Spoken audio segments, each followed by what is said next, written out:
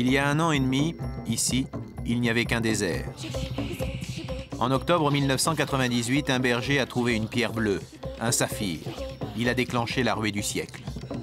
300 000 personnes s'entassent maintenant dans des campements comme celui-ci, éparpillés sur plus de 800 km². Le plus important gisement du monde, chacun de ces trous, c'est une mine de saphir.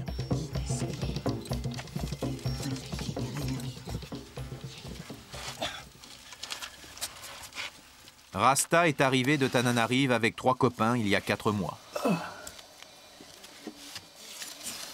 Ici, pas de formalité, n'importe qui peut creuser. Une simple inscription suffit.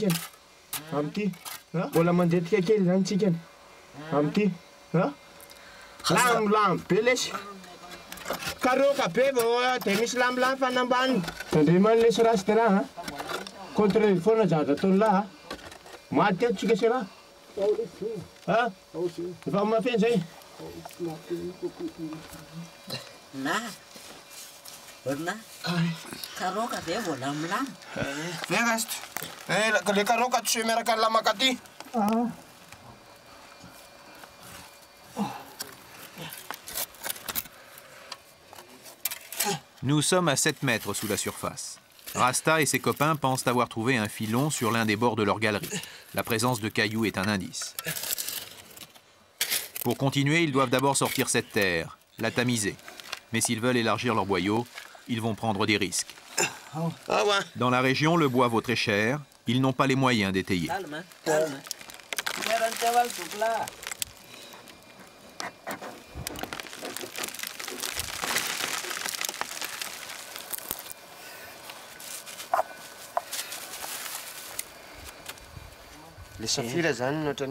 Nous pensons que le saphir est le moyen le plus rapide pour devenir riche.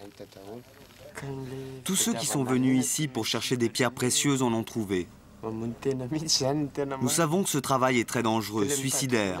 Mais si on veut devenir riche, alors il faut accepter de risquer sa vie.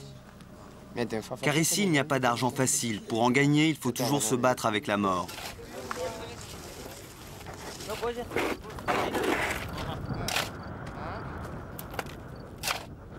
À 500 mètres de leur mine, la rivière. C'est là que Rasta et ses 3 copains viennent tamiser la terre qu'ils ont extraite de leur boyau. Peut-être dans ce sable, y a-t-il une pierre, peut-être un beau saphir, peut-être la fortune. Cela fait 4 mois que tous les jours ils l'espèrent.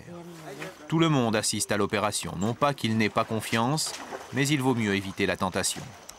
Laisser 2 membres de la bande, seuls pour laver la terre, ce serait peut-être, en cas de découverte, les amener à trahir la parole donnée.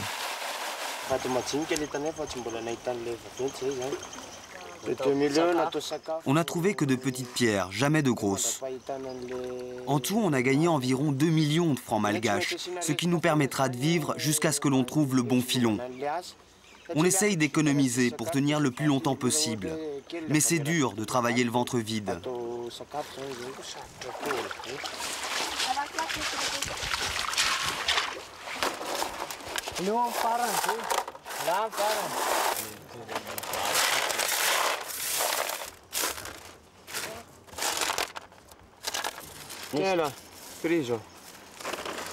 Saphir.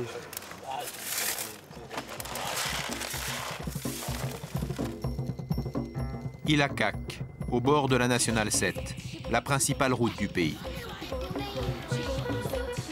Il y a 1 an et demi, c'était un arrêt d'autobus. Il y avait 7 maisons de terre et 85 habitants. Aujourd'hui, c'est la capitale du saphir. Tous les jours, de nouveaux arrivants viennent y chercher fortune. Ils viennent de tout le pays, convaincus qu'à eux aussi, la chance va sourire.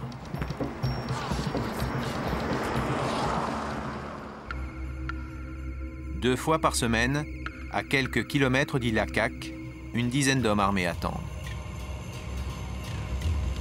2 fois par semaine, ce petit avion vient se poser devant eux.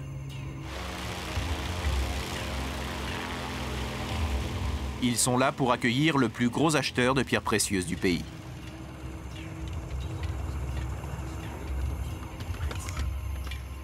Bonjour, ça va?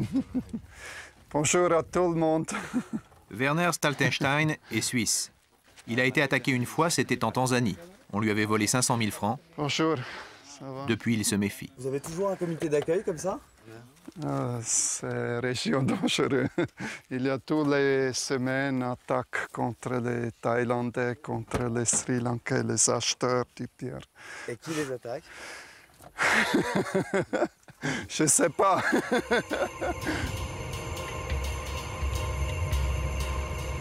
Werner amène du cash. À chaque voyage, 800 000 francs français. Une fortune ici. Les 7 kilomètres qui séparent l'aéroport de la ville sont les plus dangereux. À l'entrée de la ville, le comptoir des saphirs. C'est là que les acheteurs s'installent et que les prospecteurs viennent tenter de vendre leurs trouvailles. Ils ont tous entendu l'avion de Werner, c'est un bon acheteur, même les petites pièces l'intéressent.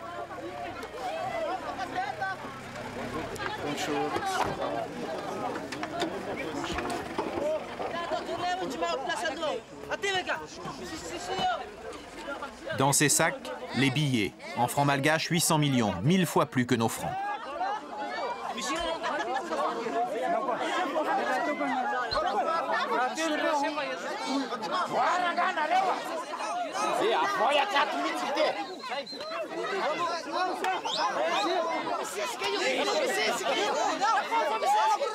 Les prospecteurs savent tous qu'une fois que le Suisse a dépensé tout son argent, il repart. Il vaut mieux ne pas être en bout de queue.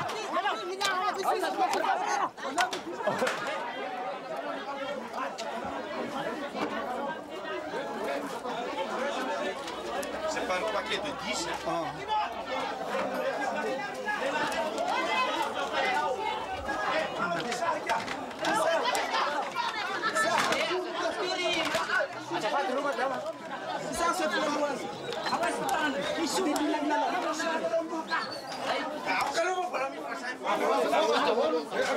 Celui qui a surmonté la mur, il faut sortir d'abord. C'est les autres qui entrent, qui ont fait le cœur. Werner aime l'ordre. Il a conçu et organisé son comptoir. Avant, il y avait beaucoup trop de gens devant mon fenêtre et il y avait toujours des bagarres. Oh, mes pierres sont perdues. Maintenant, c'est un par un et comme ça, on n'a plus des histoires. 1,5 million.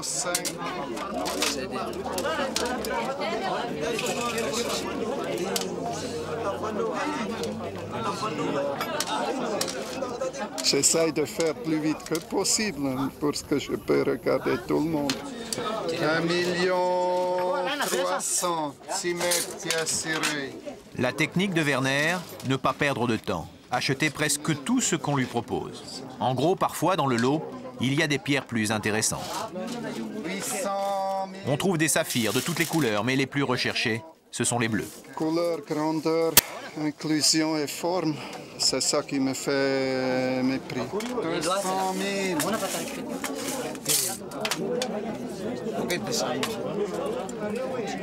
Lorsqu'on lui propose un bleu, Werner est plus attentif. Cela vale beaucoup.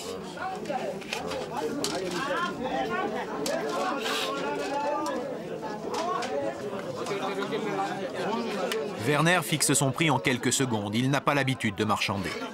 4 millions, 6 000 peu, ok. C'est les feux. C'est les 4 millions. 4 millions. Il est allé se concerter entre eux concernant le prix, là. Non, on ne tombe pas d'accord, on rend des pierres. 350 000. 350 000. Bon, c'est pas d'accord. Pourquoi? Bon, bah, le propriétaire veut 15 millions, là. Bon, le prix de M. Werner, c'est 4 millions. Donc, c'est pas...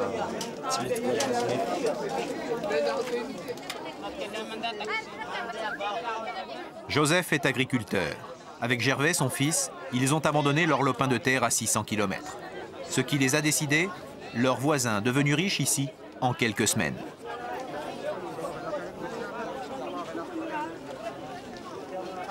Non, je ne sais pas son nom, mais je crois que c'était préparé hier. Je vais le vendre à peu près 1 million de francs. Là. 1 million? 1 million de francs. Même à 500 000, comme ça, je vais le vendre. Puisque je suis totalement dépourvu. 6 mètres bien cirés.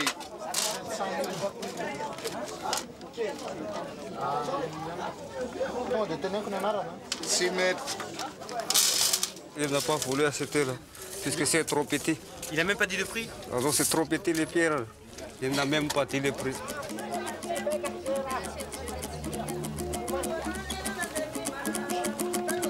Comme le dit Joseph, lui et son fils sont totalement dépourvus. Cela fait 3 mois qu'ils sont arrivés. 3 mois qu'ils n'ont rien gagné.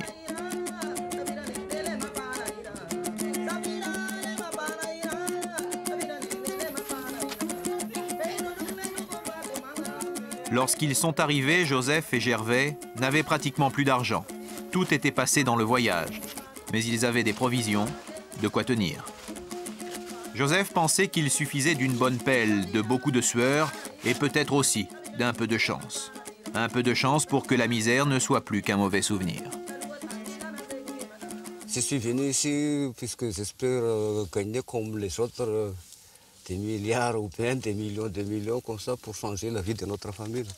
J'ai fait ici 3 mois. Jusqu'à maintenant, c'est rien encore.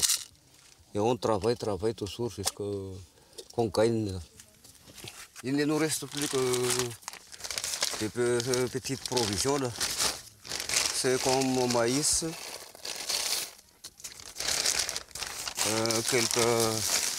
c'est à peu près 10 kilos de riz.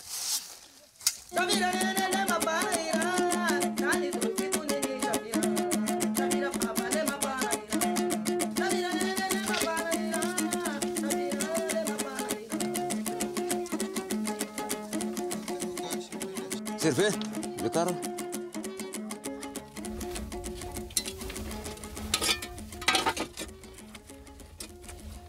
Dans le coin où Gervais creuse, il n'y a plus de prospecteurs. Ici, personne n'a trouvé de bons saphirs. Joseph et son fils sont les derniers à y croire. Ils en sont à leur 5e trou, mais ils continuent. C'est Gervais qui va au fond, son père remonte les déblais à la surface. Si le boyau s'effondre, Gervais ne pourra compter que sur son père pour l'en sortir. Aucune autre aide. Là-haut, Joseph est seul. De toute façon, jusqu'à présent, personne n'a échappé à un effondrement. Il n'y a jamais eu de miracle. Les éboulements tueraient en moyenne 4 prospecteurs chaque semaine. Ça fait plus de 3 mois que je creuse et je n'ai toujours rien trouvé. Mais je ne me décourage pas. J'ai l'espoir de trouver un gros saphir. Mon père et moi, nous avons quitté notre village à cause de la pauvreté. Parce que si l'on a la chance de trouver des bons saphirs, on sait qu'on deviendra tout de suite riche. Mais dans ce travail, il faut bien contrôler tous ces gestes. Par exemple, il ne faut pas creuser une galerie trop large, sinon elle risque de s'effondrer. Il ne faut pas non plus creuser le plafond en carré, parce qu'il ne tiendra pas le coup. Il faut faire les plafonds de galerie en forme de voûte, c'est beaucoup moins dangereux.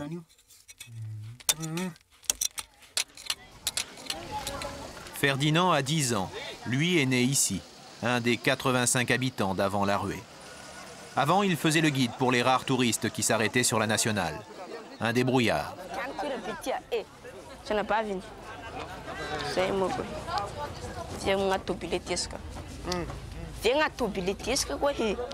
Ferdinand a vite compris. Il a vu des fortunes se faire, mais il a aussi remarqué que les prospecteurs ne savaient pas tous bien vendre, qu'ils avaient peur de se faire avoir par les acheteurs étrangers. Des acheteurs qui viennent ici avec leur 4x4. Alors, depuis, Ferdinand est devenu un courtier, un intermédiaire.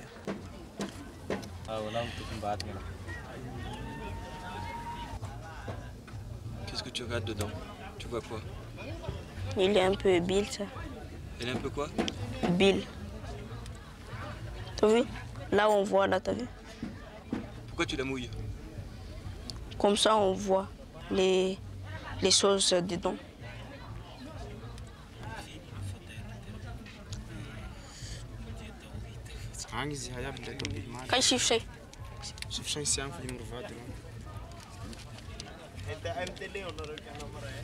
Combien il veut? Hein? Combien il veut, lui? 1 million. Et toi, combien tu lui proposes? Moi, j'ai donné 250 000, mais il ne veut pas. La première fois, j'étais avec ma maman et c'est elle qui a pris pour voir le saphir. Et c'est elle qui a ramené à moi ici. C'est une chance qu'il y a une saphir ici, parce qu'avant, j'étais à Ranouir. Et alors, à Ranouir, si tu fais les guides, c'est 25 000. Alors, si tu achètes les saphirs ici à 40 000 balles, tu vends à 250 comme ça. Et c'est une chance pour moi, ça. Je suis très content. Ferdinand a quelques rabatteurs qui travaillent pour lui. Il leur donne 10%. Celui-là est venu le chercher car il a repéré une femme qui veut vendre quelques pierres. La femme au chapeau rouge.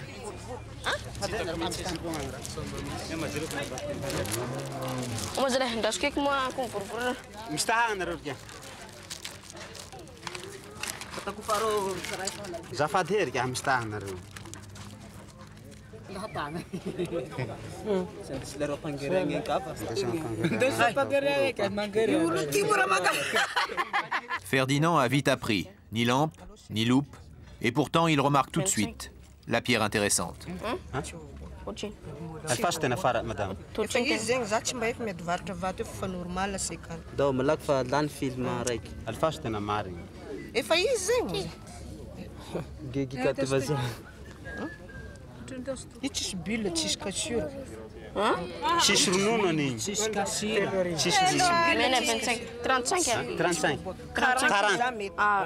000. 40. Mais quoi, non, 35 35 000. Mieux que 35 000. Titi, mieux que 35 000. Ah, 40. Comme 35 000. Ah, 40. Alphas, madame, 35 000. Ah, ça, ça forcé, non, c'est. Ah, ok, ok. Est-ce que vous me faites un coup de marron payé? Vous me Il y a quelques jours, Ferdinand s'est retrouvé avec un pistolet sur la tempe. L'homme est parti avec tout son argent. Il essaie depuis de faire attention. Ok. C'est une bonne pierre? Ouais. Il va tenter sa chance auprès d'un Thaïlandais. Les Thaïlandais sont ici les acheteurs les plus nombreux, mais ils sont très exigeants sur la qualité.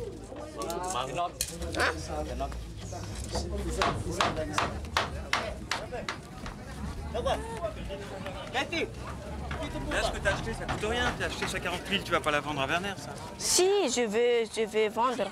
Et qu'est-ce qu'il a dit, le Thaïlandais? Hein? Le Thaïlandais, il t'a dit quoi? Non, mais c'est pas les qualités à eux, ça. Je regarde bien que je veux faire au Werner, il va donner bon prix. Malgré.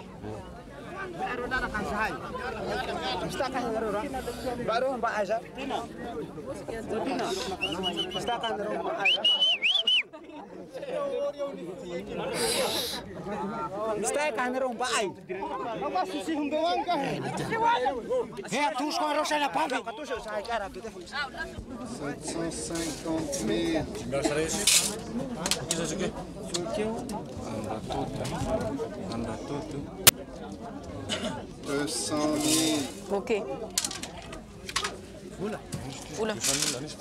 200 000, ce qu'il avait acheté 40 000 à peine 10 minutes plus tôt. 200 000 francs malgaches, le salaire mensuel d'un ouvrier à Madagascar.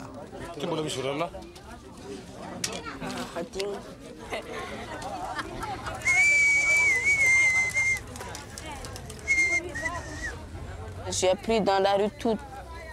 Et j'ai appris les français, j'ai appris les saphirs, les deux. J'ai appris toute la rue.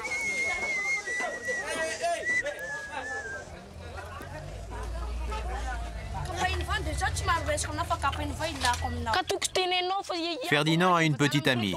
Elle a 12 ans et s'appelle Olga. Leurs relations sont parfois empreintes de quelques tensions. Voilà quelques jours qu'Olga lui demande de lui offrir une paire de chaussures.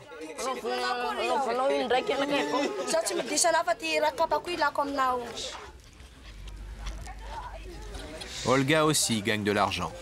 Mais son commerce à elle est d'une autre nature. Qu'est-ce qu'elle fait dans la vie, elle, cette petite fille? Je sais pas, ils vont avec les garçons toujours. Ah, la fille? Ouais. Elle, avec quel garçon? Les Thaïlandais, les Blancs? Ouais, tout la Thaïlandais, malgache. Quel âge as-tu? Là, 15 ans. Olga ment. Elle n'a que 12 ans.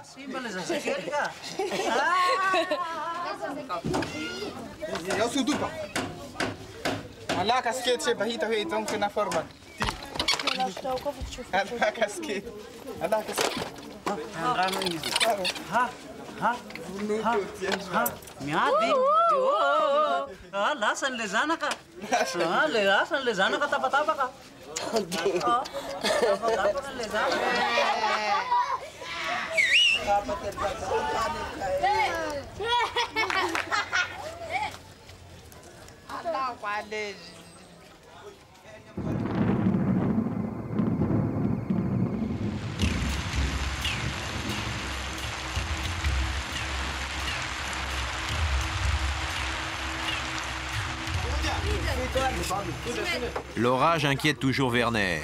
Les nuages amènent une pénombre dont il se méfie. Il est obsédé par la sécurité.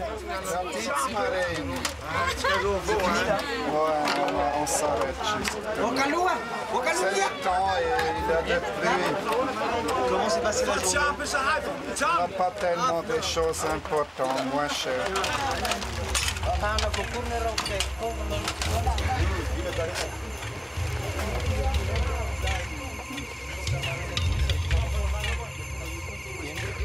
Le sac au billet est loin d'être vide, mais il a décidé de partir. C'est fini pour aujourd'hui. Werner sait à peu près ce qu'il a acheté, mais pas question de s'attarder, toujours son obsession de la sécurité. C'est à Tananarive, bien protégé chez lui, qu'il fera le tri.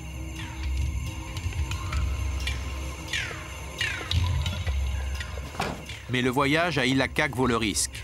Ici, on achète les pierres 5 fois moins cher qu'au Sri Lanka, l'autre grand producteur. Vous avez fait des bonnes affaires aujourd'hui? Il n'y a pas beaucoup de pierres au moment.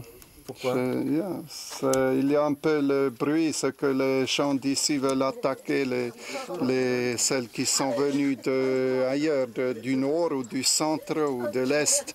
C'est à peu près 2-3 semaines, il n'y a plus beaucoup de pierres. J'ai seulement dépensé la moitié de mon argent. C'est possible de voir les pierres que vous avez achetées là, comme ça? Non, j'aime pas tellement, Ah bon? non. Non. Non, non. Ok. Ok, au revoir. Au revoir.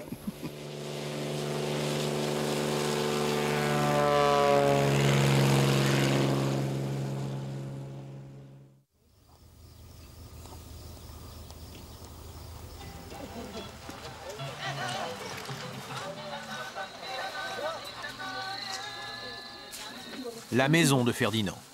Il y vit avec sa mère, ses 5 frères et sœurs. C'est lui et son grand frère qui font vivre toute la famille. Le grand frère est prospecteur.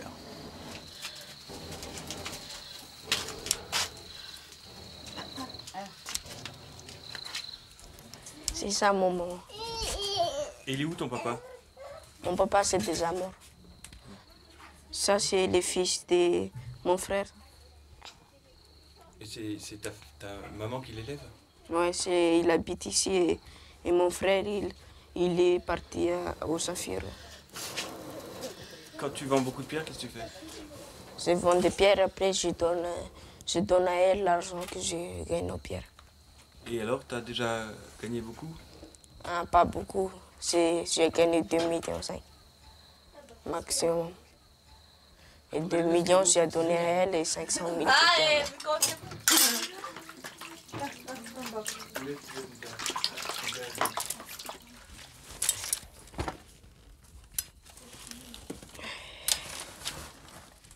C'est le vélo que j'ai acheté.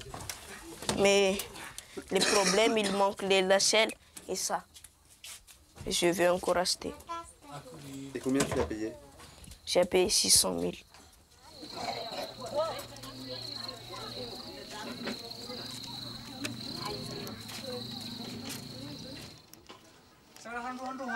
Gaspard est un des premiers à être venu à Illakak. Il était étudiant dans la grande ville la plus proche, Tuléar. La rumeur du saphir y est arrivée vite. Il n'a pas hésité à venir ici avec sa femme et son frère. Gaspard a su saisir sa chance, il a réussi. Aujourd'hui, c'est un patron. En franc malgache, il est milliardaire. Dans sa voiture, quelques-uns de ses ouvriers. En un an, Gaspard a vu arriver des tas de prospecteurs. Tout autour de chez lui, les voisins creusent. Les autres qui habitent à côté de nous ont trouvé tout ça. Quelquefois, les autres enlèvent ces maisons, puisqu'ils pensent que dans cette terre, il y a toutes des pierres précieuses. Gaspard lui a compris qu'il fallait trouver le bon emplacement et le bon filon pour s'en sortir. Sa mine a un surnom, la Banque Suisse. Il emploie 10 ouvriers qui ont creusé jusqu'à la nappe phréatique.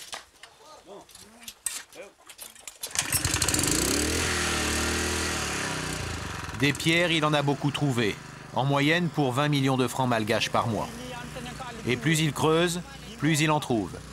Tous les matins, il vide l'eau du trou qui s'est rempli la nuit.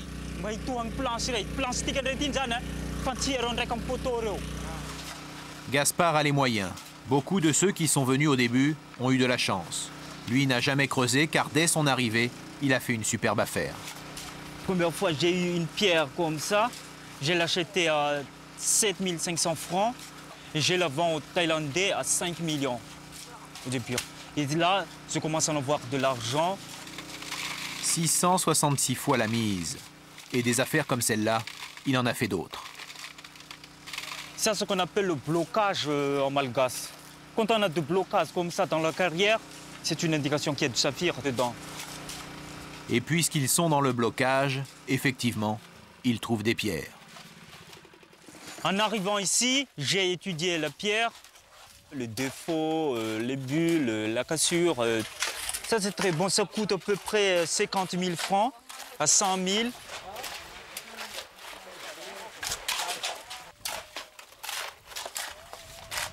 Ces 10 ouvriers, auxquels s'ajoutent quelques extras journaliers, sont tous d'anciens prospecteurs qui n'ont pas eu de chance. Mais Gaspard a le sens de l'entreprise. Les premiers à l'avoir rejoint sont intéressés aux affaires. Ce qui a commencé le travail avec moi, bon, il fait 50-50 avec moi. 50% pour eux, 50% pour moi. Moi, les travailleurs journaliers, bon, je les paie 10 000 francs par jour. Full. Ah, Ruali. Rayalnya ya. Oh, Ruali. Te fancara aro zani ya. Hein? Fancara aro mereka nama aro sama tua.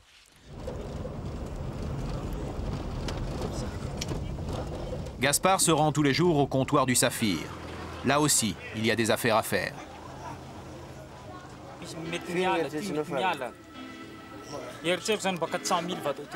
D'accord. Hein? Ok. Ok, 400 000. Lui ne vend pas à Werner, le Suisse, mais à des acheteurs thaïlandais. Ils sont nombreux, près de 300, les plus grands spécialistes du saphir. Les plus attaqués également par les bandits. You work for security?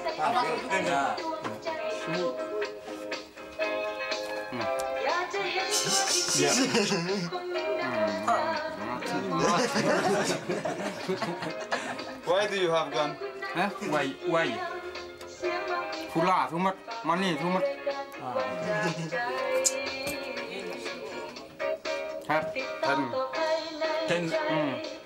L'homme prétend posséder 10 armes à portée de main. Oh, tak apa katenda. TV stone boss. Stone boss. $1 million. $1 million. I buy this 1 million, you buy 1 million. Problem. $1 million fire. Okay. Okay, 1 million 5, okay. Il y a 1 an et demi, Gaspard a interrompu ses études. Grâce au saphir, il s'est acheté une maison à Tuléar, sa ville natale, et 5 taxis. Il sait que les pierres précieuses ne seront pas éternelles.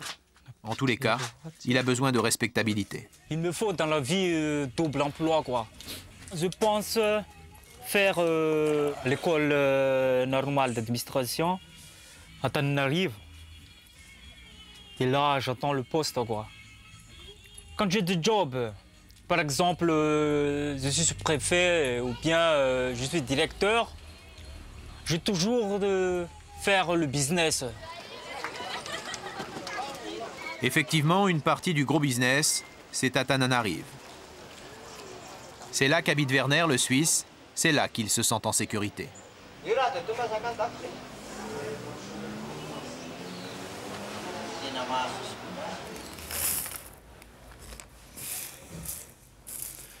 Je gagne normalement 15 à 20%. Oui, je fais avec la quantité. Ça coûte combien, ça, ce petit morceau-là Je l'achète à 200 000, ça veut dire 30 $. Le bijoutier, il le vend pour 100 $, à peu près. À croire Werner, des petites marges. Mais certains font d'énormes profits. Les spécialistes estiment que chaque mois à Ilakak, il se négocie des saphirs pour 120 millions de francs français.